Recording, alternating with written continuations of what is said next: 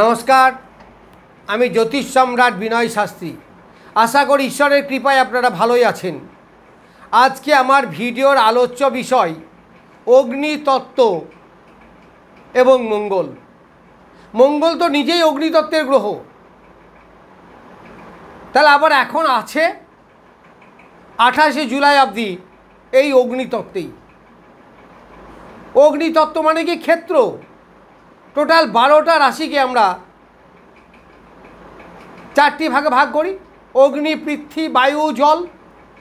তাহলে প্রত্যেকটা 3টে করে অধিপতি হচ্ছে। তাই মেষ রাশি, সিংহ রাশি এবং ধনু রাশি অগ্নিতত্ত্বের অধিকারে।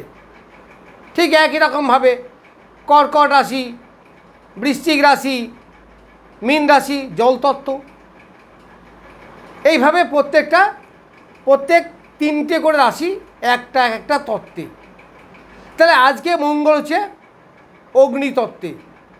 এই 3টে রাশির মধ্যে প্রচুর মিল আছে। মূলত তত্ত্বগতভাবে মিল আছে, নক্ষত্রগতভাবে মিল আছে। তাহলে যা প্রভাব মূলত দেবে এই 3টে রাশি মোটামুটি মোর আর লেস একই রকম হবে। এই বছর হচ্ছে 2025, কারণ 2+2+5 মানে 9, মঙ্গলের বছর। তাহলে মঙ্গলের বছর অগ্নিতত্ত্ব। তার মানে মঙ্গল তো অ্যাকচুয়ালি সৈনিক, দেব সেনাপতি। এই দেব সেনাপতি মঙ্গল তিনি যুদ্ধং দেহি অবস্থাতেই থাকেন, কারণ যুদ্ধ করাই তার কাজ, প্রোটেকশন দেওয়া তার কাজ। তাহলে কতটা প্রোটেকশন দেবেন? তিনি জানেন যুদ্ধ করতে, যুদ্ধ জয়লাভ করতে, হারতে তিনি জানেন না। তাই মঙ্গল যে ছুটন্ত ঘোড়া, অবিরাম গতিতে সে যুদ্ধ করতে চাই। তার চলার পথে যখনই সে বাধা পায় তখন সে উন্মত্ত হয়ে ওঠে। তার বছর যদি হয়, ওই মঙ্গল যদি ডমিনেট করে 2025কে, তাহলে তো বুঝতেই পারছেন যুদ্ধ, বিগ্রহ, অশান্তি, মারামারি, কাটাকাটি এইসব চলবে। কারণ মঙ্গল তো হারবে না, তাতে তাকে যতই যেতে হয় যাবে, যত যুদ্ধ করতে হয় করবে, পরাজয় তার খাতায় লেখা নেই। তাহলে এই মঙ্গল মেষ রাশির পঞ্চমপতি, আবার সিংহ রাশির চতুর্থপতি, দশমপতি, রাজযোগকারক, চতুর্থপতি, নবমপতি, রাজযোগকারী, আবার ধনু রাশির পঞ্চমপতি। তাহলে এই 3 রাশির পক্ষেই মঙ্গল হচ্ছে শুভগ্রহ। শুভগ্রহ মানে কি? তাকে প্রোটেকশন করবে, তার কাজ হচ্ছে প্রোটেকশন করা। তা আমার যদি কেউ হিতাকাঙ্ক্ষী হয় তাহলে সে তো আমাকে প্রোটেকশন করবে। তাহলে মঙ্গল এই 3 রাশিকেই প্রোটেকশন করবে। কিন্তু সিচুয়েশনটা বড় ক্রিটিক্যাল সিচুয়েশন, মানে টু মাচ ক্রিটিক্যাল বলা যেতে পারে। কীরকম টু মাচ ক্রিটিক্যাল? দেখুন, এই ঘরে ঢুকেছে, সিংহ রাশিতে ঢুকেছে কেতুদেব, আর এই ঘরেই আছে মঙ্গল। আবার রাহু তাকে দৃষ্টি দিচ্ছে। তার মানে চতুর্দিকে তাকে সেনাপতি ঘিরে ফেলেছে। কিন্তু মঙ্গলের একটা বিরাট পজিটিভ দিক হচ্ছে মঙ্গল এই অগ্নি রাশিতে ভালো ফল দেয়। অগ্নি রাশিতে সে বলবান। তাহলে যতই তাকে ঘিরুক না কেন, সে কিন্তু বলবান অবস্থাতেই আছে, আর তার টপ মোস্ট অবস্থায় আছে। তাকে আটকানো কোনো প্রকারই সম্ভব নয়। তবুও এই রাশিগুলোর পক্ষে কি ভালো ফল পাবে? দেখুন, সিচুয়েশনটা বোঝার চেষ্টা করুন। এই দিক থেকে মঙ্গল ঢুকছে, তাহলে 1 degree, 2 degree, 3 degree, 4 degree, 5 degree করে 17 ডিগ্রিতে আজকে 8 তারিখ। আবার কেতু এই দিক থেকে ঢুকছে। কেতু এইরকম অভিমুখ, সে 29, 30, 29, কারণ কেতু উল্টো দিকে যায়, রাহু কেতু উল্টো দিকে যায়। তাহলে 30, 29, 28, 27, 26, 25 এইভাবে আসছে। তাহলে দুজনে আস্তে আস্তে আস্তে আস্তে আসছে। যত কাছে আছে সংঘর্ষ বাড়ছে, যত কাছে। যেমন দুটো লাইট, ভাবুন না, দুটো বাস সামনাসামনি যখন আসে তখন তাদের লাইট দ্বারা একজন একজনকে কেমন প্রভাবিত করে, ঠিক অবস্থাটা সেরকম। তারপরে উন্মত্ত অবস্থা। এই রাহু কেতু মঙ্গল তীব্র যুদ্ধের জায়গায়। এই মঙ্গল এবং কেতু আস্তে আস্তে আস্তে আস্তে আস্তে আস্তে সামনে এসে ক্রস করবে, তারপরে একে অপরকে অতিক্রম করে চলে যাবে। এই যখন অতিক্রম করে চলে যাবে অর্থাৎ সেম ডিগ্রিতে আসার পর তারা অতিক্রম করবে। কেতু চলে যাবে এই দিকে, মঙ্গল চলে যাবে এই দিকে, তা তখন একে অপরের পেছনে পড়ে গেল, আর কিন্তু অত ডেঞ্জারাস জায়গায় থাকলো না। তাহলে বর্তমান জায়গাটা কিন্তু খুব ডেঞ্জারাস, খুব ডেঞ্জারাস। একটু কল্পনা করুন না, দুটো বাসের হেডলাইট যদি সামনাসামনি পড়ে, এই রকমই অবস্থা মঙ্গল এবং কেতুর। তাহলে মঙ্গলের পজিটিভিটি কি? দেখুন, যত অসুর ছিল সমস্ত অসুরকে কিন্তু বধ করেছিল এই মঙ্গল, মানে অসুর দিগকে, অসুর কুলকে পরাজিত করেছিল এই মঙ্গল, এবং দেবতাদের বাঁচিয়েছিল। তাহলে মঙ্গল জিতবে। কিন্তু জাস্ট এই না, এই সময় জাস্ট নাও মঙ্গলের ক্ষেত্রটা কিন্তু খুব ভালো, খুব ভালো জায়গা। তাহলে যুদ্ধক্ষেত্রটা যদি ভালো হয়, আবার যে নক্ষত্রে বসে আছে সেই নক্ষত্র শুক্রের নক্ষত্র, সেটা কিন্তু খুব একটা পজিটিভ নয়। কারণ অসুরদের গুরু ছিলেন শুক্রাচার্য, তার যে অসুরদেরই ফেভারে। তাহলে এই ক্রিটিক্যাল জায়গায় দাঁড়িয়ে মঙ্গল যুদ্ধ করবে। কিন্তু এই তিনটে রাশিকে অবশ্যই প্রোটেকশন করবে, কারণ এই তিনটে রাশির কাছে সে বলবান গ্রহ। এই তিনটে রাশিদের সে এক্সট্রা বল পায়, অমৃত পায় যেমন সেই রকম বল পায়। তাহলে এই তিনটে রাশিকে অবশ্যই প্রোটেকশন দেবে, তিনটে রাশির অবশ্যই ভালো হবে।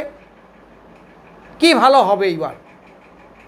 প্রথম দেখুন, মেষ রাশি বা লগ্নের তাদের শরীর স্বাস্থ্য ভালো থাকবে, তাদের মন মানসিকতা ভালো থাকবে,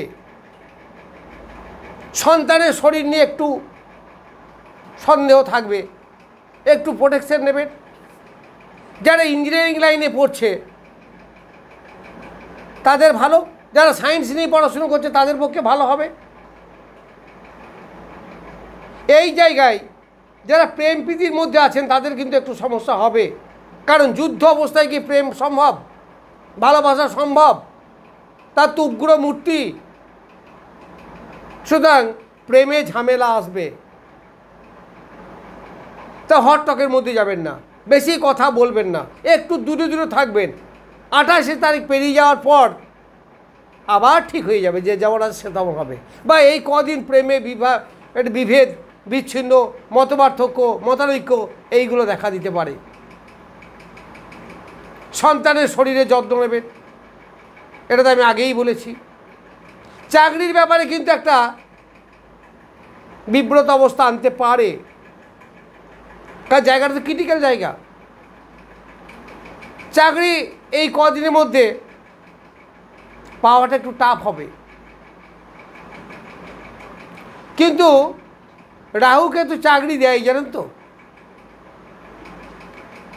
কারণ রাহু কেতু শনি একদম ম্লেচ্ছ গ্রহ, দাসত্ব বৃত্তি পছন্দ করে। সুতরাং খুব একটা ডিস্টার্ব যে করবে তা নয়, তবুও সতর্ক থাকা ভালো। তাহলে মেষ রাশি বা লগ্নের জাতক জাতিরাতে এমনিতে একটু গোয়ার টাইপের, কারণ মেষ বা ভেড়া এর প্রতীক জেদি, রাগী মানসিকতা, উত্তক্ত মানসিকতা। এই জায়গাগুলোই মঙ্গল এলে তার রাগ, জেদ, তার যুদ্ধ করার অ্যাবিলিটি, মানসিক সাহস, এইগুলো সবই বেড়ে যাবে। ফলে কেতু এখানে সেরকম ডিস্টার্ব করতে পারবে না। তবুও তো শত্রু, সতর্কতা অবলম্বন করা সব থেকে বেটার। এই সময় আগুন, ইলেকট্রিক বা গাড়ি যানবাহন চালাবেন সাবধানে, রাস্তাঘাটে একটু সতর্কতাভাবে যাওয়া আসা করবেন। কিন্তু মঙ্গল এমন একটা পজিশনে আছে যা তাকে হারানো কিন্তু খুব কঠিন। তাহলে এই তিন রাশি বা লগ্নের প্রোটেক্টার হবেন, প্রোটেকশন করতে পারবেন। এইবার সিংহ রাশি সব থেকে বেটার হবে, কারণ সিংহ রাশির দুদিক থেকেই ভালো, রাজ্যকারী, চতুর্থপতি এবং নবমপতি। সিংহ রাশি বা লগ্নের মেন গ্রহ হচ্ছে মঙ্গল। যারা মেষ রাশির লগ্নপতি হলেও কিন্তু অষ্টমপতি, বিপদের সম্ভাবনা আছে। কিন্তু সিংহ রাশির ঘরে এই ঘটনা ঘটছে, তবুও বিপদের সম্ভাবনা কম, কারণ এখানে মঙ্গল আরও বলবান, ন্যাচারাল থেকে অনেক বলবান। যখন কর্কট রাশিতে ছিলেন তখন দুর্বল ছিলেন, এখন বেশ বলবান। তাহলে সিংহ রাশিকে প্রোটেকশন করতে পারবে।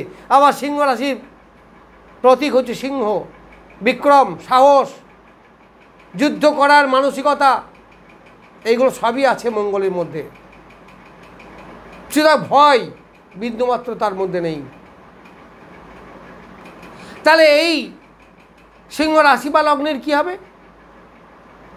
সিংহ রাশি বা লগ্নের চতুর্থপতি যারা স্টুডেন্ট, তাদের পড়াশোনার দিক থেকে সুবিধা হবে, একটু ডিস্টার্ব করতেও পারে। আবার নবমপতি, নবমপতি মানে পিতার ভালো হবে, নবমপতি মানে হায়ার এডুকেশনের পক্ষে ভালো হবে। বিশেষ করে যারা টেকনিক্যাল লাইনে পড়ছেন, বিশেষ করে যারা সায়েন্স নিয়ে পড়ছেন, তাদের পক্ষে ভালো হবে। মেকানিক্যাল ইঞ্জিনিয়ার যারা পড়ছে তাদের আবার এই সময় ভালো হবে,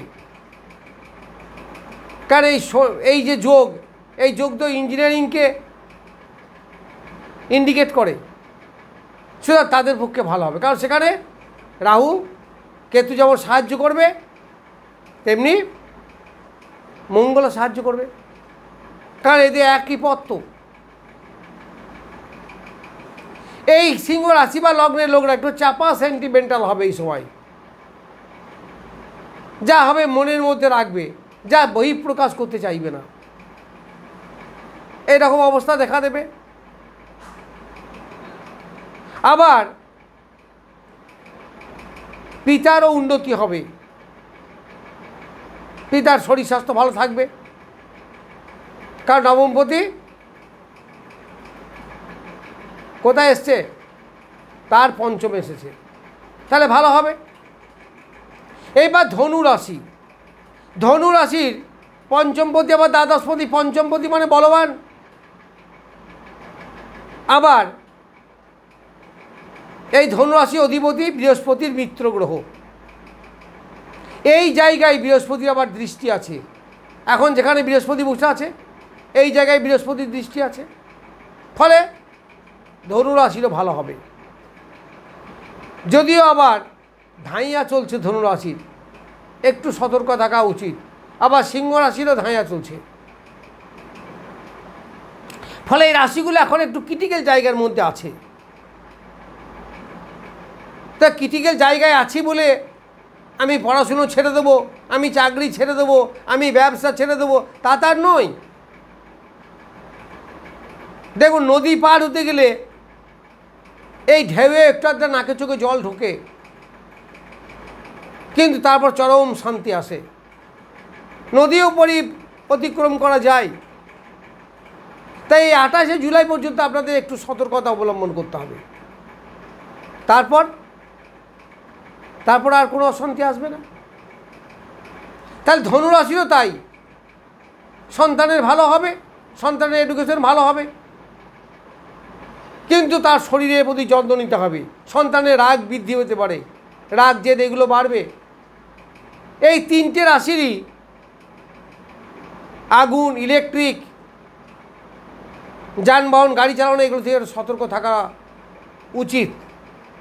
আবার ধনুরাশির দ্বাদশপতিও মঙ্গল, ফলে শরীরের ব্যয়, অর্থ নষ্ট, এইগুলো হসপিটালাইজেশনকেও ইন্ডিকেট করে, ফলে সতর্ক থাকা উচিত। এইবার আমি বলবো একটু নক্ষত্র সম্বন্ধে। যাদের অশ্বিনী বা 1 নক্ষত্র, যাদের মঘা 10 নক্ষত্র, বা যাদের মূলা 19 নক্ষত্র, 3টে নক্ষত্রের অধিপতি কিন্তু কেতু।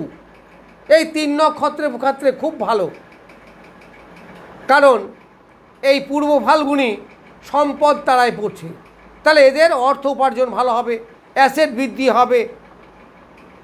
সম্পদ মানে কি? ওয়েলথ। তো এদের উন্নতি হবে, অর্থ আসবে, ভালো সময়, বেশ ভালো সময়, যতদিন এই পুরো ফাল্গুনি নক্ষত্র থাকবে। তারপর দ্বিতীয়ত 2 নম্বর নক্ষত্র, 2 নম্বর মানে ভরণী, মেষের ভরণী যার অধিপতি শুক্র, আবার সিংহের পূর্ব ফাল্গুনী যার অধিপতি শুক্র, আবার ধনুতে 20 নম্বর নক্ষত্র যার অধিপতি শুক্র। তার 3টের অধিপতি শুক্র। আবার এখন আছে মঙ্গল শুক্রের নক্ষত্রে, ফলে জন্ম নক্ষত্রে আছে। তো জন্ম নক্ষত্রে থাকা ভালো, শরীরে প্রোটেকশন দেবে, দুর্ঘটনা থেকে রক্ষা করবে, এইগুলো সাপোর্টিং বলতে পারেন, বিপদ থেকে অনেকটা মুক্ত। এরপর রবির নক্ষত্র, মেষের কৃত্তিকা যার অধিপতি রবি, আবার সিংহের উত্তর ফাল্গুনী 12 নম্বর নক্ষত্র যার অধিপতি রবি, আবার ধনুতে উত্তরাষাঢ়া যার অধিপতি রবি 21 নম্বর নক্ষত্র। তাহলে 3টির অধিপতি রবি। এই রবি হচ্ছে অতি মিত্র নক্ষত্রে, তাহলে নক্ষত্র বলটাও কিন্তু এই মঙ্গল পাচ্ছে, ফলে সেই রকম বিপদের সম্ভাবনা নেই। তবুও শত্রুর কাছে একটু সাবধান থাকাই উচিত, সেই অর্থে আমি বলবো একটু সাবধান থাকবেন। যাই হোক, আমি এই অগ্নিতত্ত্ব বা এই 3 রাশিতে মঙ্গলের অবস্থান সম্বন্ধে বললাম। 28 জুলাই পর্যন্ত দেখুন কেমন কাটে। যাই হোক, নমস্কার, আজ এই পর্যন্তই।